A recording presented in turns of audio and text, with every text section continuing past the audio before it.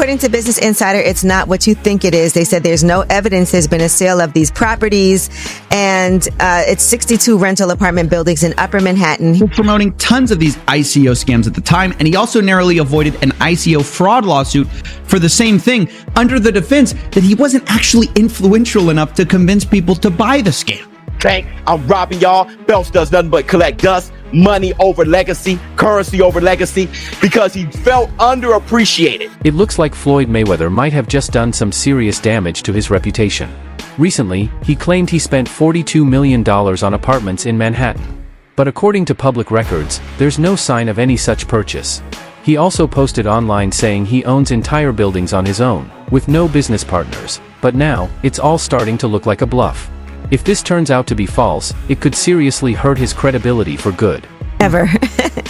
All right. Now, Floyd Mayweather Jr., there's a story circulating that Business Insider did talking about this $400 million property deal that he had been discussing here in New York City. But now, according to Business Insider, it's not what you think it is. They said there's no evidence there's been a sale of these properties, and it's 62 rental apartment buildings in Upper Manhattan. Here is what Floyd Mayweather had said at the time on a video that he posted on his Instagram.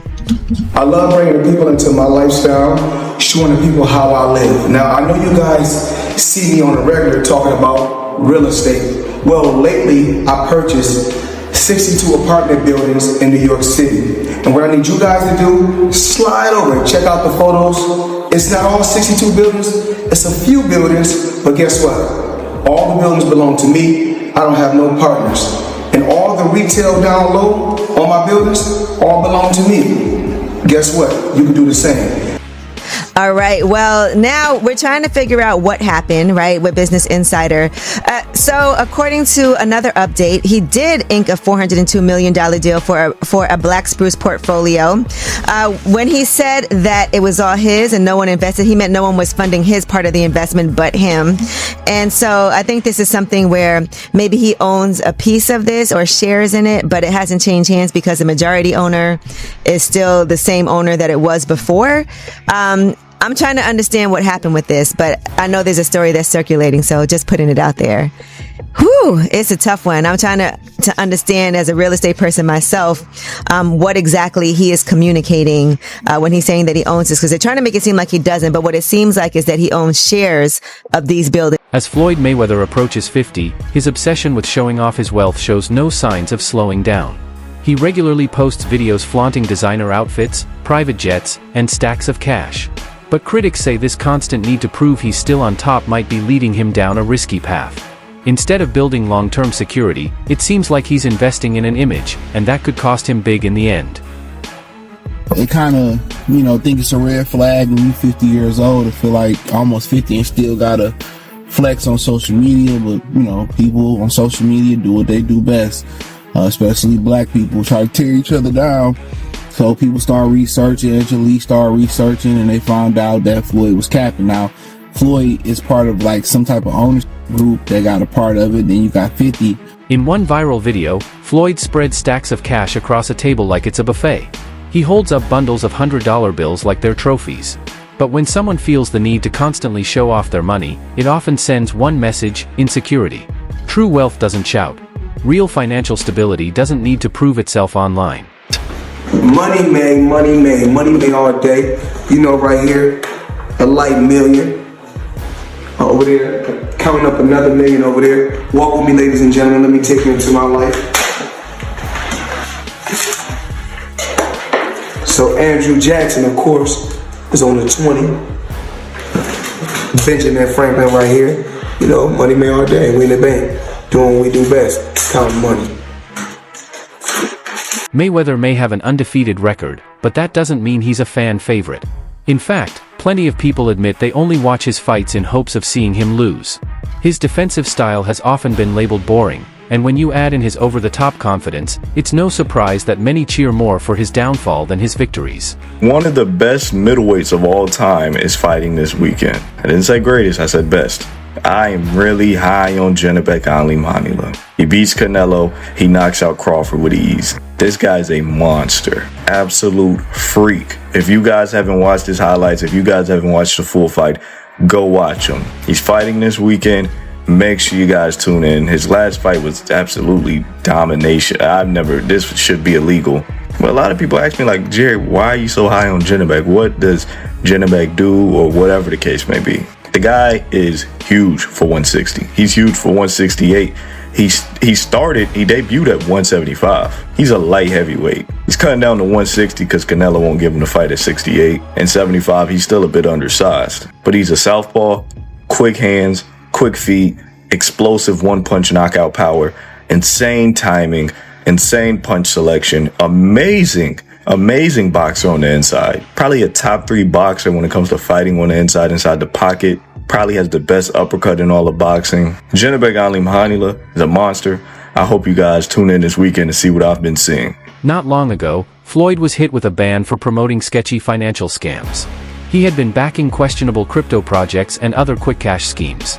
But once the ban was lifted, he jumped right back in, this time teaming up with Kim Kardashian to push another NFT promo. It's clear he hasn't learned a thing. He's just repeating the same money-hungry mistakes all over again.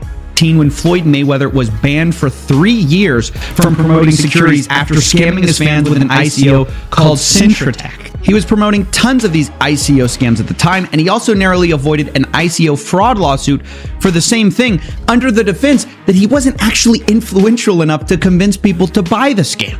And now that it's 2022, his 3-year securities ban is over, and he's back to scamming again. He's currently being sued once again for his promotion of Ethereum Max alongside Kim Kardashian, and also has gotten really into NFTs. And if you're in the NFT world and you betting on me, you will never lose. But what I need you to do right now, go get Mayweather. That's my new NFT. I've been working on that for months. If I win, you win. Now, it's pretty obvious from these comments that Floyd has learned nothing after not reading the SEC settlement. So maybe that's why he tells us we can't lose by betting on him. So let's put that to the test with his last 3 NFT projects.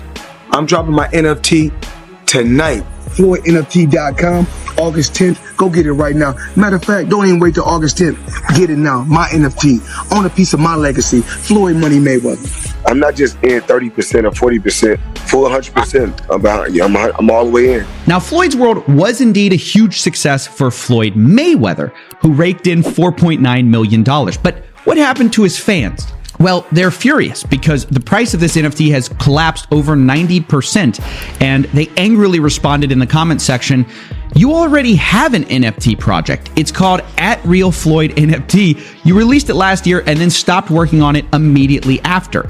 Have you been punched in the head so much you're forgetting these things now?" From tax troubles to reports of being held in Dubai over unpaid jewelry, Floyd's track record is full of financial drama. And these aren't isolated slip-ups, they point to a deeper, ongoing pattern. It's no longer just about money. It's about losing trust, damaging his credibility, and slowly losing control of how the public sees him. But it turns out that the rumors were true, and Floyd Mayweather has been trapped in Dubai for the last 50 days. Gervonta Davis was the first to claim it. Now multiple insider sources have confirmed that he is in fact trapped in Dubai for a debt that has nothing to do with boxing. After doing a little digging, it seems that someone in his camp while he was shopping for jewelry in Dubai stole one of the pieces, got away with it, and then blocked all communication with Mayweather. Since then, Floyd has already paid for the jewelry, but they refuse to let him go until they get their piece back. And allegedly, this guy right here is the thief that started this whole mess. Floyd has earned millions over the years, but he's also faced serious accusations of taking money for events and merchandise that never happened. Fans have paid for meet and greets, appearances, and exclusive content, only to be left empty-handed. A viral TikTok even exposed how much of his brand is built more on hype than anything real. He famously claimed he made $100 million from the Conor McGregor fight, calling it a massive financial win, but insiders and experts have cast doubt on those numbers. What's the biggest fight you've ever had? Conor McGregor and Floyd Mayweather, which ironically is a boxing event, but it's the biggest combat sports fight ever. What did that gross? It did 4.4 or 4.5 million buys at $100 a buy. Yeah, so that worked out okay. It did. Chael Sonnen, a fellow fighter and expert in trash talk, offered a harsh but spot-on take. Floyd's real issue isn't making money, it's how he spends it. He doesn't fight for the love of the sport anymore. He fights for the paycheck, the flashy lifestyle, the cars, and the private jets. But all that comes with a price. Floyd has gone from chasing championship belts to chasing bills. Fights. No, Floyd's not going to do MMA, but he is going to box again. He's enjoying this attention. It's been very smart what he did. I think it surprised him. I think he was just going out to have a little bit of fun. I don't think he realized he could get 4 and 5 weeks of headlines out of this, but he does need to box again, for sure. I mean, you call it breaking news, but I will tell you unequivocally right now, Floyd Mayweather does and is planning to box one more time. And the motivation behind getting into a ring again to box when he said he's retired, why do it? Floyd's broke. You got to understand, the only thing more embellished than Floyd Mayweather's pay-per-view numbers is Floyd Mayweather's net worth, and he made a lot of money. But remember this, it does not matter what you made, it matters what you kept, and he is a dum-dum. So anyone, Floyd's made $1 billion, Floyd has gotten $300 million for Pacquiao, $300 million for McGregor. That might be true, but that money does not exist anymore. Is that what you're saying? Yeah, that's right. I mean, Mike Tyson, he did real well too. Evander Holyfield, again, it's not what you made. And don't forget, boxing and MMA math, whatever that number is, you get 30% of. So 30% of $1 billion, he still did really well, but not when you're spending money like that. I mean, that's just the way it works. We've seen a progression of these guys, one after the next, that all end up the same way. And that's broke, and they're just not smart with their money. And, I mean, that's all it comes down to. I'm not even trying to beg on Floyd. Look, he's just not a very bright guy. He's surrounded with even less bright guys. This is the way it works when you're a boxer and you go spend that kind of money. If you ever buy things that cost money to own, you're going to be broke. Floyd Mayweather often links wealth to success, using social media to display his fortune. From piles of cash to luxury cars, his posts are full of status symbols. While Floyd views this as a sign of his achievements, critics, like Shannon Sharpe, have raised concerns. They argue that constantly flaunting money may point to poor financial habits and an unhealthy focus on image rather than long-term stability. Instead of building lasting wealth, Mayweather seems more focused on impressing others. This obsession with materialism, some warn, could eventually distract him from managing his finances wisely and lead to serious money problems down the road. The Money Man is getting ready. It's Super Bowl weekend, Las Vegas. He had to get the ones. Make it rain. I need everybody. Everybody. At Girl Collection, Thursday, Friday, Saturday, Sunday, the Super Bowl, or whoever win or lose, it don't matter. I need everybody there. Girl Collection. Yeah.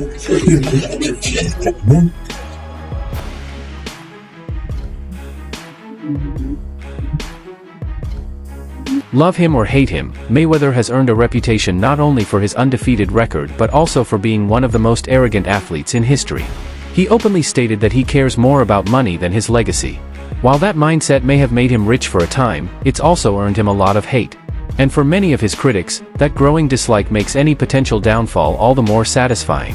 Floyd Mayweather was trying to give y'all the fights, and everybody starts saying that this guy was too old, this guy was too that. Floyd Mayweather starts saying F all of y'all. F the belts, F you, F everything. I'm taking y'all to the bank, I'm robbing y'all. Belts does nothing but collect dust. Money over legacy, currency over legacy, because he felt underappreciated. I train all day long, and I'm doing this to try to be one of the greats. Forget that. I'm gonna do it for me. He became one of the most selfish fighters you'll ever hear. That's why I never blamed Floyd. When y'all hear me say the Floyd Mayweather effect, a lot of Floyd Mayweather fans, you hate on Mayweather already. No, I'm talking about the effect. Floyd Mayweather is an all-time great fighter, but people grab the wrong things because most people aren't about hard work and dedication anyway. That's why to be great is rare. Most people try to find that shortcut, and they only saw Floyd's shortcut. They never saw his scenic route. Not the long, hard road. Take his comeback fight against Logan Paul, for example. It wasn't about competition, it was about money. Floyd had built up debts and high expenses, and this YouTube spectacle became his payday. But then Logan Paul accused him of not paying the $3 million owed. The fight went from boxing to legal drama, with Logan even joking online that Floyd might be broke. While it was a joke, there's some truth behind it.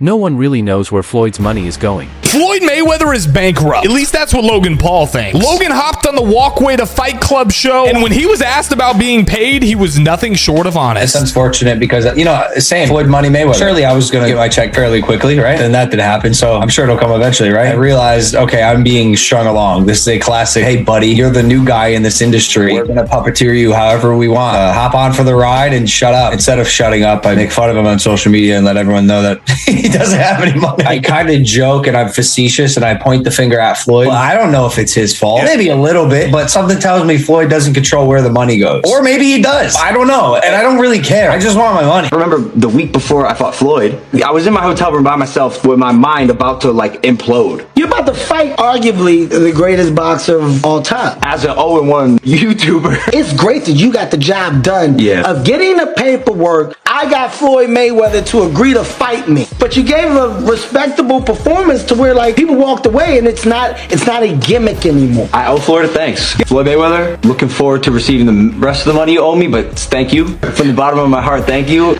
Things took a turn when Logan Paul threatened to sue Floyd over the unpaid millions, boldly saying, "I'll see you in court." If Logan wins, it won't just be a financial blow, it will deal another serious hit to Floyd's already fragile reputation. These aren't just poor business decisions, they're signs of a man who's losing control. Or is that something that you can't disclose right now? He has not paid me in full, that is a fact. No short a few mil, yeah. Wow. Still a few mil? Yeah, oh yeah. Have you been in contact with him? Nah, we're taking this for the court. No, are you being serious? It's just like a... Do I look serious, lady? You do. I'm just making sure. I apologize. Really? I'm just... Nah, I'm you. I'm not you. Yeah, we're taking it to court. No way. Yeah. Oh my goodness. So, see you in the courtroom. Congrats, you're going to prison, Floyd. This wouldn't be Floyd's first brush with the law. He served time in jail before and frequently talks about how fame took away his freedom. But the irony is that his own choices, whether financial or personal, seem to be pulling him closer to more legal issues. In the end, all the money in the world means nothing if you're locked up. I had 3 children with a young lady. We wasn't seeing eye to eye. We wasn't seeing eye to eye. She was a little upset, had a little alcohol in her system. She was a little edgy, and I told her, basically I needed the keys to my truck. She was upset. She didn't want me to take the keys to the truck. So things got out of hand and blown out of, they blow things up bigger than what things are really made out to be. So things happen. But nevertheless, you had to do 2 months, right? Yeah, I did 2 months for a misdemeanor, yes. So what is it like to have everything and then not have freedom? That's what I come to find out. Freedom is very important. Freedom is very, very important. And I'm just, I'm happy to be free. I'm happy to be back. Even former friend 50 Cent shared his story, claiming Floyd never paid him back for projects he helped fund. Floyd's excuse? He said he never asked him to do it. That response isn't just ungrateful, it reveals a troubling pattern of using people when it's convenient and discarding them when they're no longer needed. Floyd once called himself the best ever and built an empire with his fists.